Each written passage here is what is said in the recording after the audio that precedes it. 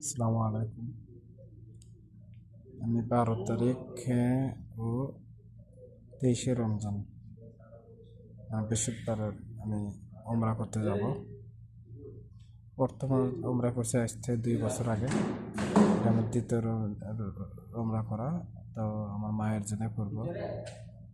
তারপর আমার তৃতীয় ওমরা করার আমার শ্বশুরের জন্য। এর দোয়া করার আমি যেন সঠিকভাবে পৌঁছতে পারি মক্কায়, ভালোভাবে ওমরা করে তো ফিরে আসতে পারি। আর আমার কিছুদিন আগে আমার মা মারা গেছে, দোয়া করবেন আমার মায়ের জন্য। আমার শ্বশুরও মারা গেছে মার 2 মাস আগে, তার জন্য দোয়া করবেন।